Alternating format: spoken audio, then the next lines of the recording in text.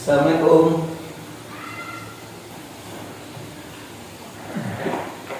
Selamat pagi anak-anak. Baik, sebelum memulai pelajaran, baiknya kita berdoa terlebih dahulu. Kepada ketua kelasnya, dipimpin untuk berdoa terlebih dahulu. Ya, baik, berdoa selesai. Selanjutnya Bapak akan absen terlebih dahulu.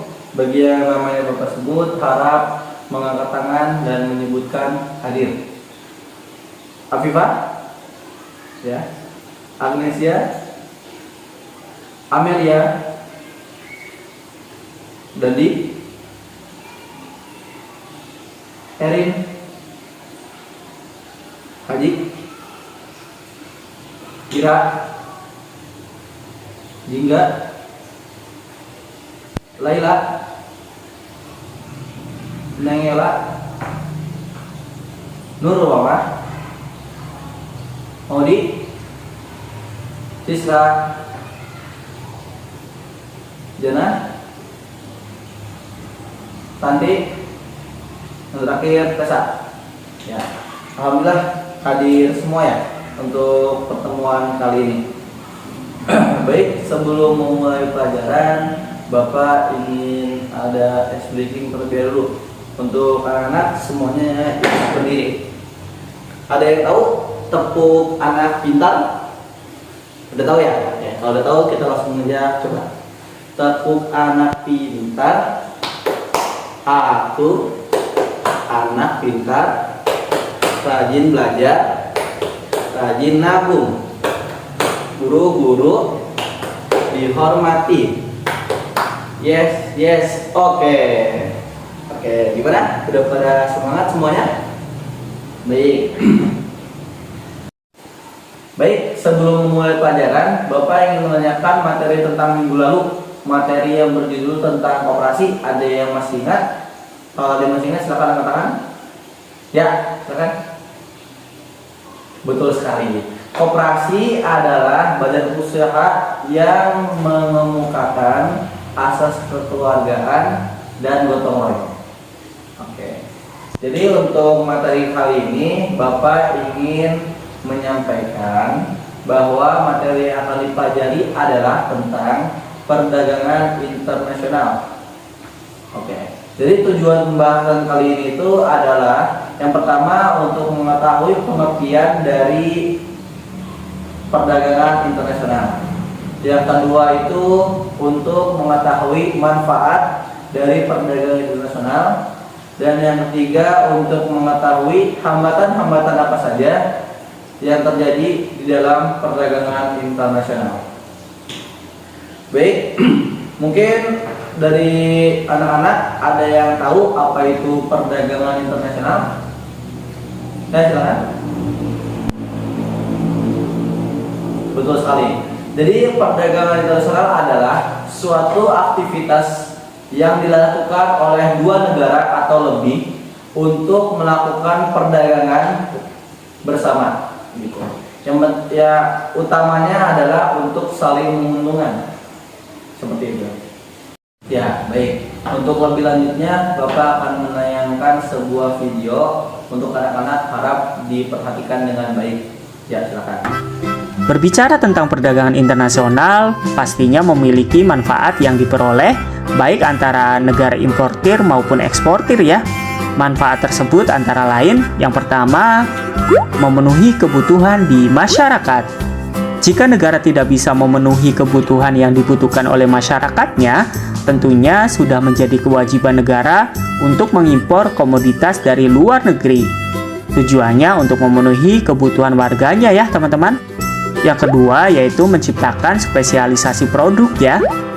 Setiap negara dapat menciptakan spesialisasi produknya, yaitu dengan cara membuat barang produksi khusus yang memiliki ciri khas tersendiri. Seperti Indonesia dengan iklim dan tanah yang subur dapat menghasilkan spesialisasi produk pertanian yang tentunya lebih unggul dibandingkan negara-negara di kawasan seperti Timur Tengah teman-teman. Manfaat yang ketiga yaitu mempermudah mendapatkan barang. Negara yang tidak mampu memproduksi barang konsumsi untuk masyarakatnya karena biaya produksinya terlalu mahal, tentunya dengan proses perdagangan ini akan terbantu ya. Negara tentunya akan mengimpor hasil produksi negara lain yang harganya lebih murah ya. Manfaat yang keempat yaitu meningkatkan kegiatan produksi. Setiap negara berusaha memperluas pemasaran barang hasil produksinya di perdagangan ini, teman-teman.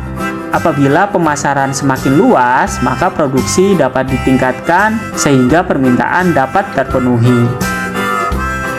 Manfaat yang kelima yaitu meningkatkan hubungan persahabatan antar negara. Melalui kegiatan perdagangan ini, negara-negara yang terlibat akan saling mengenal satu sama lainnya, teman-teman, sehingga hubungan antar negara menjadi baik. Manfaat yang keenam yaitu meningkatkan sumber devisa. Negara yang mengekspor tentunya akan mendapatkan uang, teman-teman. Keuntungan ini merupakan sumber devisa atau pendapatan negara ya, teman-teman. Manfaat yang ketujuh yaitu mendorong kemajuan ilmu pengetahuan dan teknologi. Peningkatan kualitas dan kuantitas barang ekspor tentunya diperhatikan oleh negara eksportir ya. Untuk itu, negara yang tidak ingin kalah kualitas komoditas ekspornya akan memperhatikan penggunaan teknologi dan ilmu pengetahuan dalam meningkatkan kualitas barangnya. Manfaat yang kedelapan yaitu mendorong pertumbuhan ekonomi. Melalui penjualan hasil produksi ke luar negeri, negara akan mendapatkan devisa ya teman-teman. Dan tentunya dengan peningkatan jumlah produksi, banyak menyerap tenaga kerja. Hal ini karena industri membutuhkan tenaga manusia untuk memproduksi barang sehingga dapat mengurangi pengangguran di masyarakat. Perdagangan internasional tidak selalu lancar ya teman-teman. Ada kendala atau hambatan bagi negara yang melakukan jual beli. Kendala tersebut seperti yang pertama, bea masuk yang terlalu tinggi. Bea masuk yang terlalu mahal atau tinggi akan menghambat para eksportir luar negeri untuk menjual barang-barangnya ya teman-teman, karena dianggap biaya tersebut mengurangi keuntungan dalam penjualan. Kendala yang kedua yaitu proteksi. Kebijakan ini bertujuan untuk melindungi produsen di dalam negeri teman-teman, sehingga hasil produksi di dalam negeri dapat bersaing dengan hasil produksi impor. Dalam kasus ini seperti pemerintah Indonesia yang mengenakan tarif tinggi untuk impor kain yang berasal dari Cina. Tujuannya agar harga kain tersebut menjadi mahal, sehingga kain yang dihasilkan oleh Indonesia harganya lebih murah dan dapat bersaing di pasar lokal ya. Hambatan yang ketiga yaitu kuota. Kuota merupakan kebijakan untuk membatasi jumlah ekspor dan impor. Contohnya Indonesia membatasi impor bawang merah saat musim panen. Hal ini demi melindungi para petani di Indonesia agar harga bawang stabil di pasar ya teman-teman. Yang keempat adalah politik dumping ya teman-teman. Politik dumping adalah kebijakan menjual barang ke luar negeri lebih murah daripada di dalam negeri. Tujuannya dari kebijakan ini untuk meningkatkan sumber devisa negara teman-teman. Namun eksportir justru merasa kebijakan ini memberatkan ya, karena produk yang dijual ke luar negeri justru harga produknya mengalami penurunan. Itulah manfaat dan hambatan dalam kegiatan perdagangan internasional ya teman-teman. Baik, dari video yang tadi Bapak sudah tayangkan terdapat 3 poin. Yang pertama itu ada pengertian perdagangan internasional, yang kedua ada manfaat dari perdagangan internasional, dan yang ketiga ada hambatan-hambatan perdagangan internasional. Nah, untuk pembelajaran kali ini Bapak akan menerapkan model pembelajaran yaitu kepala bernomor struktur. Ada yang tahu model pembelajaran kepala bernomor struktur ini? Silakan rekan-rekan. Ya, sepertinya tidak ada yang tahu ya. Baik, Bapak akan menjelaskan apa itu model pembelajaran kepala berstruktur. Jadi nanti setiap anak-anak akan dibagi menjadi 3 kelompok. Nanti akan diberi nomor oleh Bapak. Jadi nanti yang dapat nomor 1 itu adalah tugasnya mencari dan menuliskan materi tersebut. Yang dapat nomor 2 tugasnya itu mempresentasikan apa yang sudah nomor 1 tulis dan cari. Selanjutnya yang nomor 3 itu tugasnya adalah menyimpulkan materi tersebut. Sudah paham semua? Baik. Kalau sudah paham, langsung saja untuk dibagi 3 kelompok ya.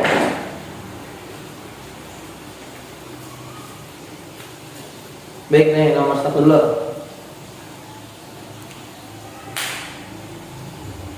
Ya, nomor 2 dan nomor 3 terakhir. Nah, oke, baik. Semuanya sudah ngerti tugasnya masing-masing ya. Silahkan dikerjakan. Silahkan dibikin kelompok dulu. Silahkan untuk membuat lingkaran masing-masing saja. Kalau enggak, bangkunya dirapetin aja gitu, biar bisa berdiskusi. Bapak kasih waktu kurang lebih 10-15 menit. Ya, waktunya dimulai dari sekarang.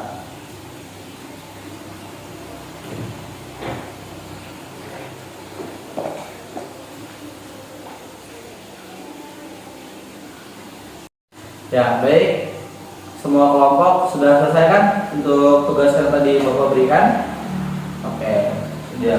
Semua kelompok juga sudah menuliskan materinya, sudah mencari materinya, juga sudah mempresentasikannya, dan juga sudah menyimpulkannya.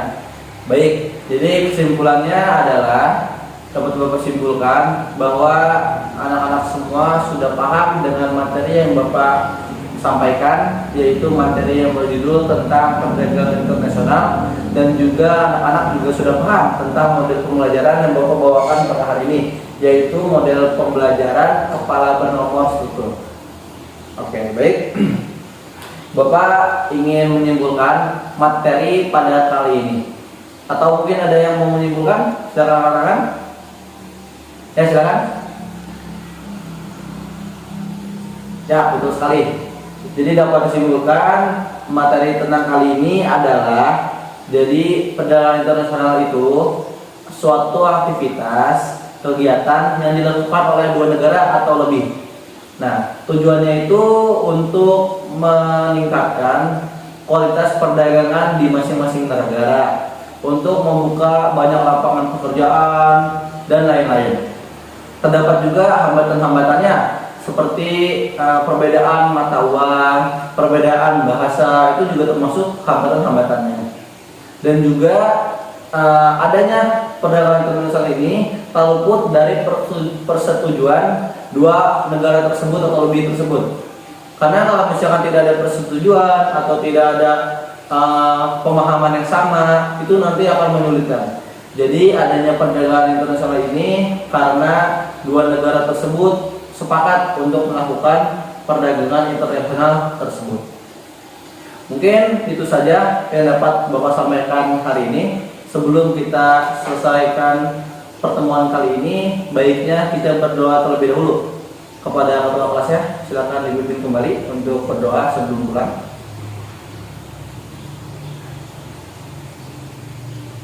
Ya, baik, berdoa selesai. Mungkin ini saja yang dapat Bapak sampaikan.